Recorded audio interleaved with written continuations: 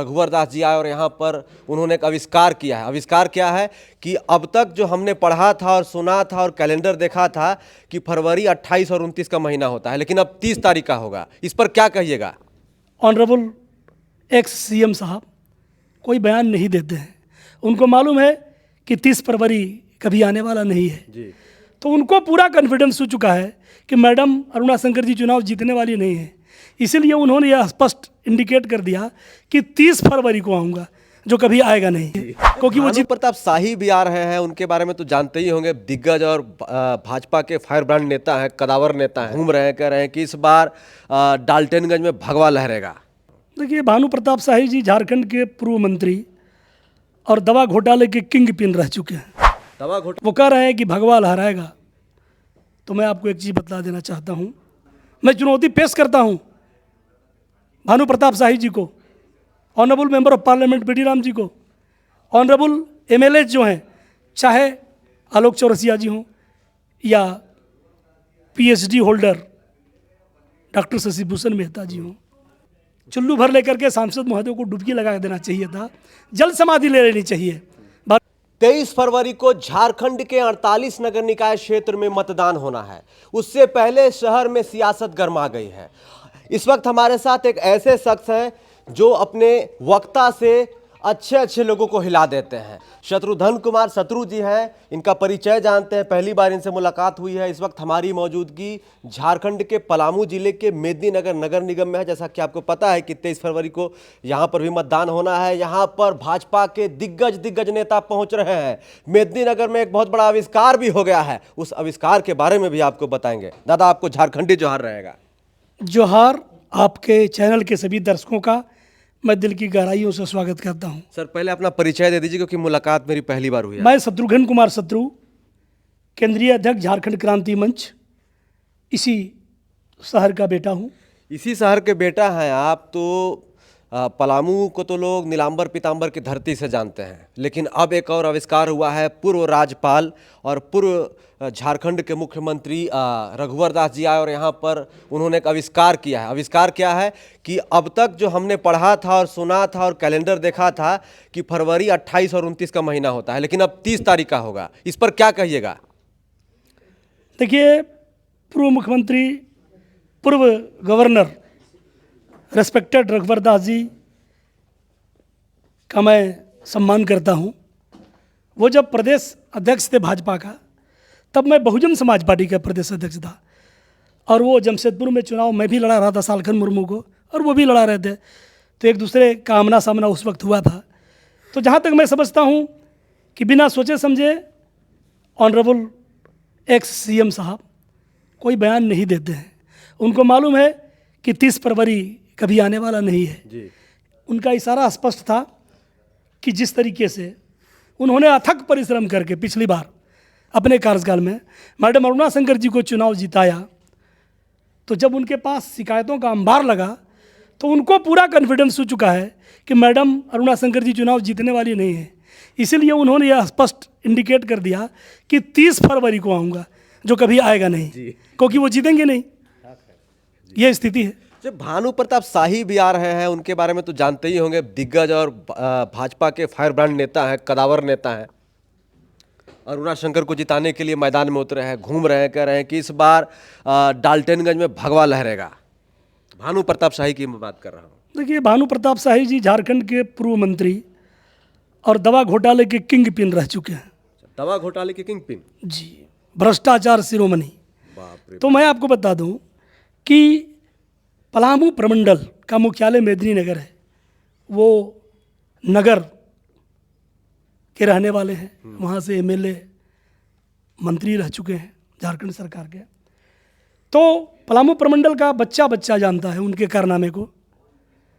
अगर आज वो कह रहे हैं कि भगवा लहराएगा, तो मैं आपको एक चीज़ बता देना चाहता हूँ कि भारतीय जनता पार्टी के अनुशासन का चाबुक चला है कि चाहे honourable member of parliament BD Ram ji हों या कई ऐसे नकली पिछड़े वर्ग के एमएलए घूमते चल रहे हैं कि इस बार भाजपा समर्थित प्रत्याशी को जिता दो।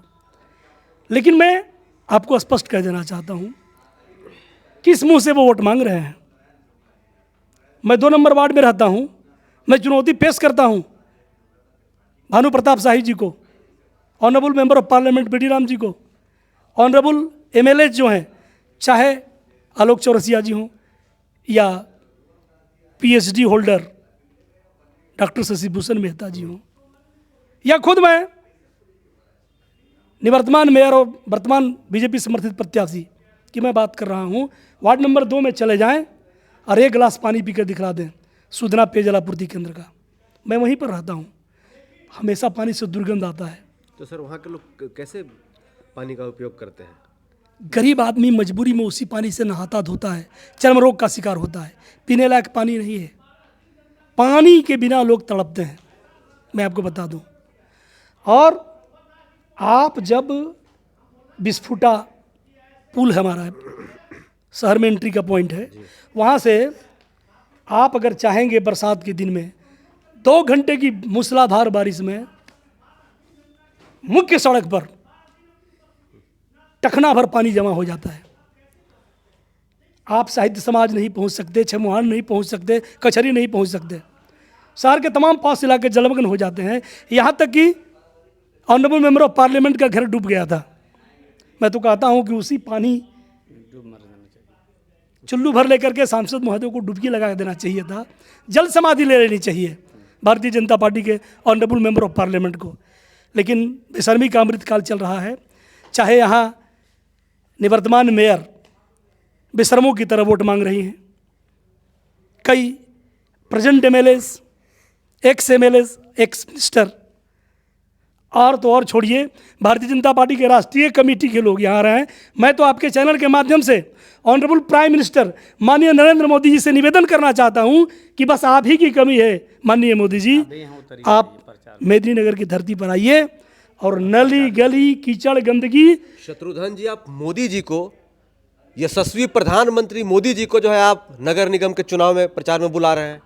बिल्कुल बीजेपी बिल्कुल, मैं आपको कह चुका हूं कि बेशर्मी का अमृतकाल चल रहा है। यहाँ आने से शर्मो हया लगनी नहीं है किसी को। आप सोचिए, जिनको पिछली बार भारतीय जनता पार्टी ने ही 3 तिकड़म रच के जितवाया, वो बिजली, पानी, शिक्षा, चिकित्सा, सड़क दुरुस्त नहीं कर सकी। तमाम जो ट्रैफिक प्रॉब्लम है आज भी है, शहर में जाम की स्थिति हमेशा बनी रहती है। आज तक मैं आपको बता दूं कि सिर्फ लूट मचाई गई, चाहे गांधी पार्क हो, अंबेडकर पार्क, 4-4, 5-5 बार उसके टेंडर किए गए, जो हमको जानकारी मिली है, लूट लिया गया। लाइटिंग के नाम पर लाइटनिंग व्यवस्था होगी, खजूर भी लगा है, खजूर भी लगा, खजूर का पेड़, हाँ सूख गया। आपको मैं बता दूं, पानी से दुर्गंध, जलकुंभी पार्क में तब्दील। मैं क्या बताऊं, रोज रोज बेपनाह जुल्मों का कहर होता है हमारे शहर में, रोज रोज बेपनाह जुल्मों का कहर होता है, यातनाओं के घोर अंधेरे में सफर होता है। गजब गजब गजब हक। मैं आपको बता दूं, कुछ और थोड़ा शेरो शायरी रोज में रोज अगर बेपनाह जुल्मों का कहर होता है, यातनाओं के घोर अंधेरे में सफर होता है। अरे सर से सीने में कभी, सीने से पांव में कभी, एक जगह हो तब न कहें कि दर्द इधर होता है। वाह वाह वाह, अंग प्रत्यंग दर्द से करा रहा है, आप समझ लीजिए। मैं शायर नहीं हूं, लेकिन लेकिन आपका जो शायराना अंदाज है ना, कमाल का है। मैं आपको बता दूं, यहाँ प्रिंस खान जो फॉरेनर गैंगस्टर, दुबई के रहने वाले, वहाँ रह करके यहाँ शायद धनबाद गई हैं, धनबाद का रहने वाला। तो दुबई से रंगदारी मांगा जाता है 1-1 करोड़ रुपया। आप समझ लीजिए, यहाँ कोई सुरक्षित नहीं है।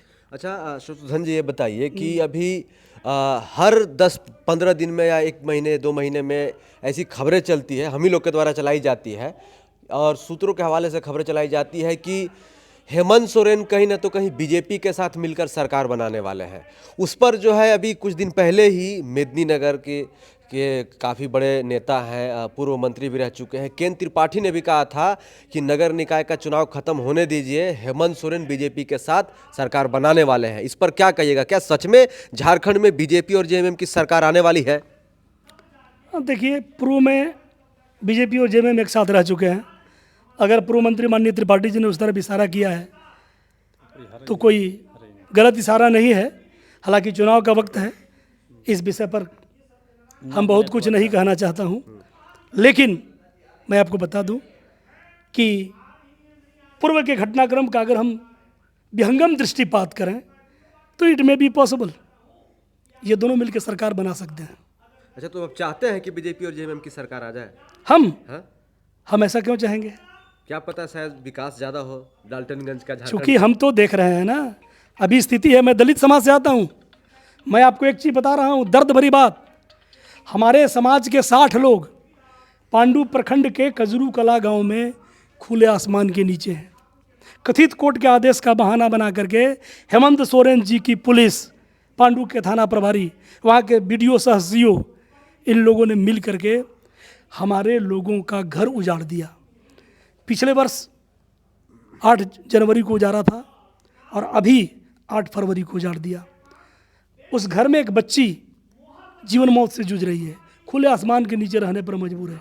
मैं आपको बता दूं तो ये सरकार, झारखंड मुक्ति मोर्चा की सरकार, हेमंत सोरेन पक्का दलित विरोधी, हेमंत सोरेन दलित विरोधी पक्का। मैं आपको बता रहा हूँ ऑन कैमरा, मैं पूरे होशो हवास के साथ ये बात कर रहा हूँ कि पूरे राज्य के दलितों, एक बात आप गांठ बांध लो कि ये हेमंत सरकार पक्का दलित विरोधी है, अनुसूचित जाति विरोधी सरकार है।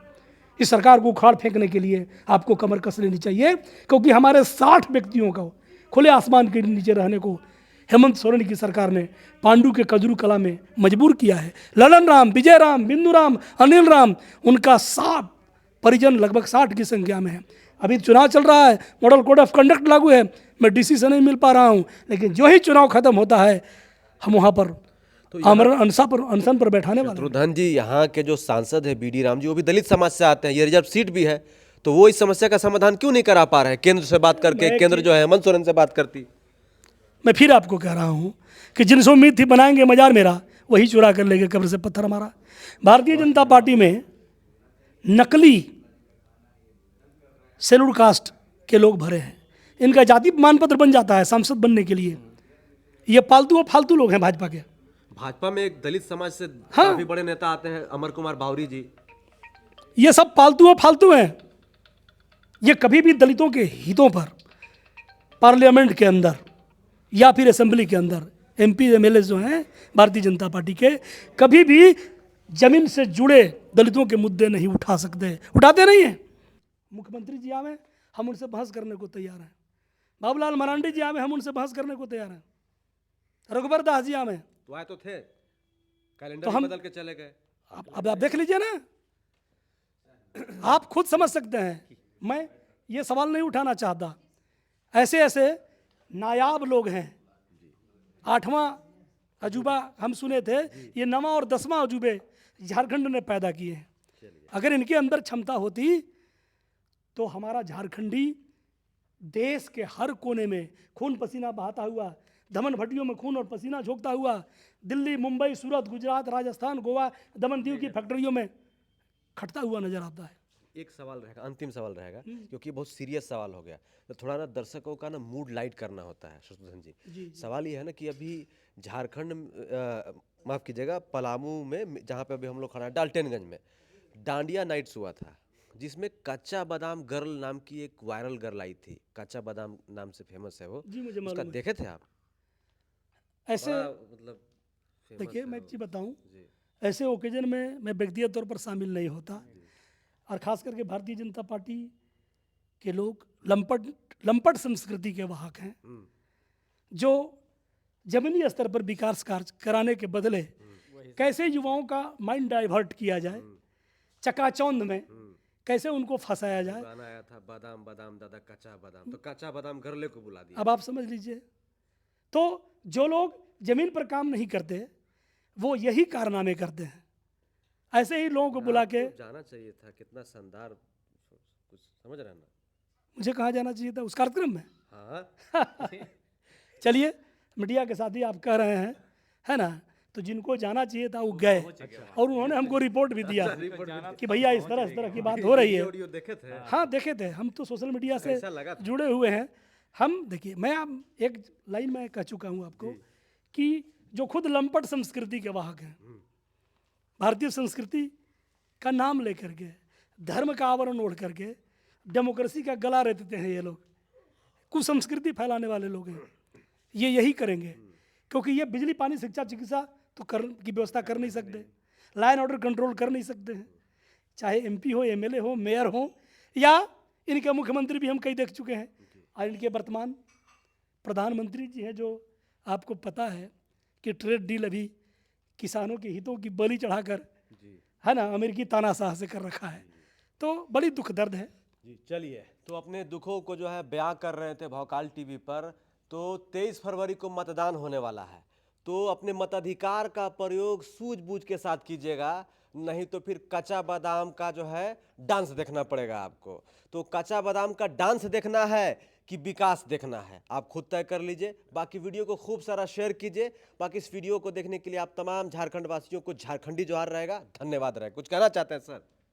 नहीं, मैं यही निवेदन करूंगा कि वो जब्र भी देखा है वाह तारीख की नज़रों ने, लम्हों ने खता की थी, सदियों ने सजा पाई। वाह वाह।